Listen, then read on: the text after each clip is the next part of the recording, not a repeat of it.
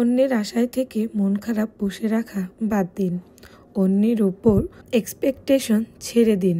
তবে অন্যের থেকে যেটা পাবেন সেটা বোনাস হিসেবে রাখুন। নিজে আর্ন করার রাস্তা বের করে নিজের সুখ নিজে খুঁজে নিন। বিশ্বাস করেন, মানি ক্যান বাই হ্যাপিনেস। ওই যে যারা বলে টাকা সুখ আনে না, ওইসব আবেগেই ভুয়া কথা। এক সময় আমিও তাই মনে করতাম। অন্যের উপর ডিপেন্ড হয়ে কতই না স্বপ্ন দেখতাম, কিন্তু যখন বাস্তবতাতে ফিরে আসবেন তখন বুঝবেন যে টাকা থাকলে সব সম্ভব। তবে যদি হয় সেটা নিজের টাকা, তাহলে তো কথাই নেই। অন্যের টাকায় শান্তি না খুঁজে নিজে আর্ন করে নিজের সময়ের উপর ইনভেস্ট করুন। ঘুরে ফিরে নিজের স্বপ্ন পূরণ করার মধ্যে যে শান্তি, তখন কে কি ভাবলো বা কে কি বললো এগুলো আপনার গায়েও লাগাবেন না। উল্টো পিছনে যাই বলুক না কেন, সামনে কিন্তু আপনাকে বাহবা দিবে। আর তাই এখন আসলেই বুঝি নিজের উপর ডিপেন্ড থাকার মতন সুখ শান্তি আর কোথাও নেই। বাকি যা পাবো বা পাচ্ছি তাই এক্সট্রা হিসেবে গ্রহণ করি। তারপরও কিছু ক্ষেত্রে আমরা আল্লাহর কাছ থেকে আমাদের তকদিরে কী চেয়ে এনেছি সেটা অনেকটাই ডিপেন্ড করে। আপনি আমি চাইলেও আপনার বা আমার ভাগ্য আমরা পরিবর্তন করতে পারবো না, যদি আমাদের মহান রব্বুল আলামিন আমাদের ভাগ্য পরিবর্তন না করে। তাই বলে কি হাত গুটিয়ে বসে থাকবো? একদমই না। আমাদের যতটুকু চেষ্টা করার ততটুকু করতে থাকি না, দেখি না আল্লাহ আমাদের কোথায় থেকে কোথায় নেয়। কথাই তো আছে, খালি হাত কখনো নাকি মুখে যায় না। আমরা যদি চেষ্টাই না করি তাহলে আল্লাহ কি আমাদের ঘরের চাল ফুটো করে দিবে বলুন? আমাদের সমাজে অনেক মানুষ আছে যারা ভাগ্যের উপর ডিপেন্ডেন্ট হয়ে বসে থাকে। তারা মনে করে তকদিরে থাকলে, ভাগ্য থাকলে একদিন হবে। ঠিক আছে, আপনার ভাগ্য থাকলে সেটা আপনার কাছে আসবে, তার মানে তো আমরা বসে থাকলে চলবে না।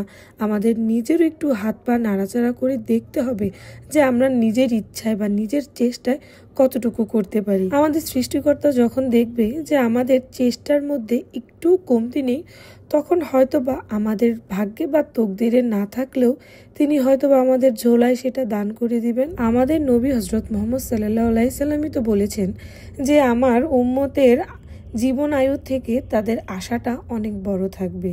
আমরা তো জীবনে হাত গুটিয়ে থাকলে চলবে না, আমাদের স্বপ্ন দেখতে হবে, আমাদের আশাটা অনেক বড় করতে হবে, যাতে আমরা সেই স্বপ্নের পিছনে দৌড়াতে দৌড়াতে আমাদের মনোবল এত শক্তিশালী করি যে আমরা কোনো কিছুতেই হার মানব না।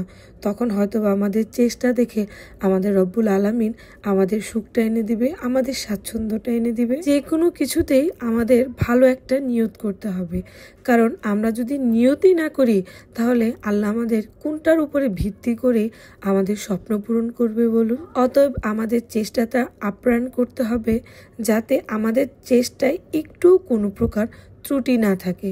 আমাদের সাধ্য থাকুক বা না থাকুক, কিন্তু স্বপ্ন দেখতে তো টাকা লাগে না, ভালো কোনো কিছু করার নিয়ত করতে তো টাকা লাগে না।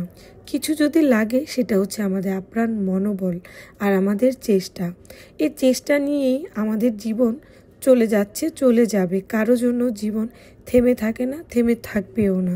এই চেষ্টা নিয়ে, আশা নিয়ে যদি আমরা সামনের পথটা এগিয়ে যায়, হয়তো বা আমাদের মনোবলে আমাদের জীবন চলাটা অনেক সহজ হয়ে যাবে। কিন্তু একটা সবচেয়ে ইম্পর্টেন্ট কথা যেটা, সেটা হচ্ছে যতই চেষ্টা বা যতই স্বপ্ন পূরণের পিছনে আমরা ছুটি না কেন, একটা কথা আমাদের মনে রাখতে হবে, আমাদের সৃষ্টিকর্তার দেখানো পথে আমাদের চলতে হবে। সকল প্রকার মিথ্যা বা অবৈধ যে কোনো কাজ থেকে আমাদের নিজেকে বিরত রাখতে হবে। যদি আপনি এভাবে চলুন তাহলে দেখবেন আপনার আমার জীবনটা অনেকটাই স্বচ্ছ হয়ে যাবে। জীবনে যতই দুঃখ কষ্ট আসুক না কেন, আমাদের একটা আপ্রাণ মনোবল থাকতে হবে, সেটা হচ্ছে কখনো আমাদেরকে অসৎ পথে যাওয়া যাবে না। আজকে এই পর্যন্তই। সবাই ভালো থাকবেন, সুস্থ থাকবেন। আসসালামু আলাইকুম। আমার ভিডিওটা ভালো লেগে থাকলে অবশ্যই লাইক কমেন্ট শেয়ার করতে ভুলবেন না।